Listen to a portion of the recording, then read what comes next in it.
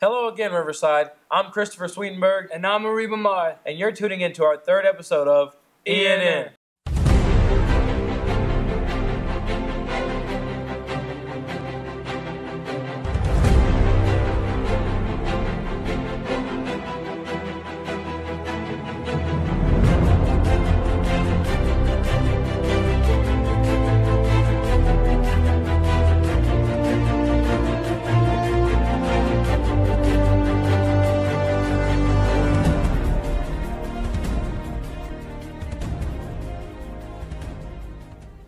Today on our episode, we'll start by talking about our spring sports teams and how their season's looking so far.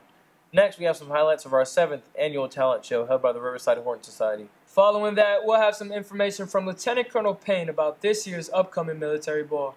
Then we have some highlights of the ski trip this past weekend. And to wrap up our episode today, we'll cut to a few of our cadets who show their appreciation towards their favorite teacher or tech. And now for some updates on our spring sports teams. Starting off, we have Coach Vaca and his soccer team, who are currently at a record of 2 wins, 3 losses, and a draw. This past Tuesday, they played against the Walker School, winning on a score of 3-1, with 2 goals from Cadet Medici and 1 added from Manuel Chivaca. And now to Coach Cummings' track team, who started their season going down to Monroe, Georgia at the George Walton Invitational. They took first place while stacking up 204 points, winning the 1600 and 400 relay races, while also placing first in the triple, high, and long jump. Coach Dixon's tennis team is off to a strong start, this past week beating Tallulah Falls and maintaining their undefeated record of 3-0. On March 1st, Riverside's rifle team competed in the Sub-Sectionals Championship against Centennial High School. This match was a winner-go-home match, so Riverside ended up beating Centennial by 1 point, 11-04 to 11-03. Last week, the Horton Society hosted their 7th annual talent show with a group of cadets performing and showcasing their talents and abilities before our Corps. Congratulations to Cadet Benije and Paige for coming in 3rd place, while Cadet Nava came in 2nd place, and a super congratulations to Cadet Paul for coming in 1st place and winning a prize of $100. It's about that time, Riverside. That means the military ball is drawing near. It's a required event for all high school cadets, so remember, if you don't have a date, there's love out there somewhere. Just don't be afraid to ask. Now let's cut to Lieutenant Colonel Payne with more details on the military ball. I'm super excited about the military ball this year. So this is one event where everybody at the school comes together and works together to make a great event for the cadets. And I become the proud papa, get to show off my cadets. So at 1700 we'll have a meet and greet. 1730 we'll line up for the Sabres Arch for the seniors, and then we will do the Sabre Arch. 1800 we should be in the receiving line, going through the receiving line. This year we'll have 2 receiving lines just for the folks that have dates. If you do not have a date after the folks that are seated with their dates, then we'll bring everybody else in. We'll eat a good meal. Flick Dining is going to do us a great job this year like they normally do. Miss Angie's working hard for us. And then we will eat, have a good dinner, and then we will move into the dance scenario. This year, we have our DJ back, the guy that does a great job out of Hall County. He'll be with us, Tom Mann, and I'm excited. We are asking for volunteers for females to come in, for folks that are looking for a date. This year it cost $50 a cadet, a couple $75. So we're keeping the price the same. We will offer flowers, so if you need a corsage for your date, you will tell your military science teacher and they will get you a corsage. So this week we will be asking who's coming and who's not. Man, looking forward to this event, and just a time to be able to show y'all off a little bit. This past weekend, a group of 30 cadets traveled up to Vernon, New Jersey to learn how to ski at the National Winter Activity Center. We have interviewed Dean Green, who was a chaperone on this trip. Let's see what he has to say about this past weekend's ski trip. The ski trip this year, we had a couple of goals in mind when we planned this.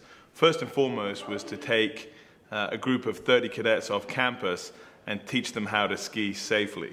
And I think we were pretty successful in that goal. We had a couple of cadets that had skied before, but most had never skied. It really, in my opinion at least, was a successful trip. The other purpose was to just get to know cadets in a different light. Whenever you get off campus, with the group, you get to see them a little differently, and you get to see them interact with one another a little differently. And that was kind of a secondary purpose, but it was I think we were pretty effective in building some new relationships as well. I think really that the overall highlight was the last run of the last day, where we saw cadets who literally could not stand upright on skis on Friday, by Sunday coming down, some of them a black diamond. And that was just a great highlight. But you know, I got to go skiing, and it was fun for me to get out and to ski. I got to see Mr. Garrett skiing, although you know, we have some work to do with Mr. Garrett, I think. And then just some of the you know, some of the times that we had outside of the ski slopes. You know, hanging out in the pool at night, watching kids, Riverside kids school some local New Jersey kids in basketball. Those were just great highlights for me. My hope is that we plan more trips like this in the future. Specifically for the ski trip, we've built a really good relationship with the National Winter Activity Center, and we're fortunate enough to already have gained an invite for next year. And so we hope to make this an annual visit to that facility. Outside of skiing, you know, we are really looking to refine the program for global travel opportunities. We have a trip this spring break to Costa Rica. I believe we have an upcoming trip in the summer to Scotland, as well as an exchange opportunity with a boarding school in England. And year after year, particularly with our relationship with companies like EF, Education First, we hope to just build a great menu of options for our students to travel and experience the world. We think that's a really important part of becoming a better global citizen. Our TACs and teachers do a lot for us here at Riverside, and most of it we take for granted. But now it's time for us to show them that we appreciate what they do. We're going to cut to some clips of some cadets showing their gratitude for their favorite TACs and teachers. My favorite TAC is First Sergeant Cromer. He's a great TAC. I like him a lot. He always helps me with everything I need, gets stuff done. He's really kind of a role model for me. My favorite teacher has got to be Mr. Timchuk, because he likes to share his opinion on things and helps enlighten my worldview. My favorite TAC is obviously Sergeant Atwell, my TAC. My favorite teacher is Mr. Rossi because he's always making jokes during band. My favorite TAC is Sergeant Atwell because we lived in the wilderness together and he's funny, I guess. My favorite teacher would be Miss Gerald. She's constantly helping me out with all my classes, like everything. My favorite TAC is Captain Watkins. He was my TAC the majority of my first year here at Riverside. Yeah, he like Mr. Bagwell taught me a lot, and he helped me out to get out of a lot of situations, and definitely got to give him a token of appreciation. One of my favorite TACs at this academy is Sergeant Atwell.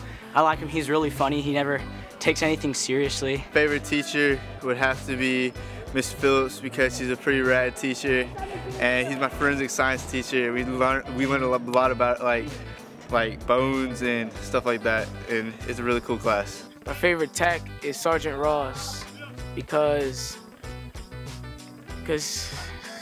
I don't really know why, but he's just my favorite. A lot of teachers here are pretty cool, but out of all the teachers, I'd probably have to say that Mr. Isley's one of the coolest. He's just a chill layout teacher. He's always funny. He jokes around. He's really cool, and I'm just gonna say he's one of the teachers that no one would probably ever have in their lifetime. My favorite TAC is Master Sergeant Gilliard because he's strict, but he knows what he's talking about. My favorite teacher is definitely Master Sergeant Bagwell.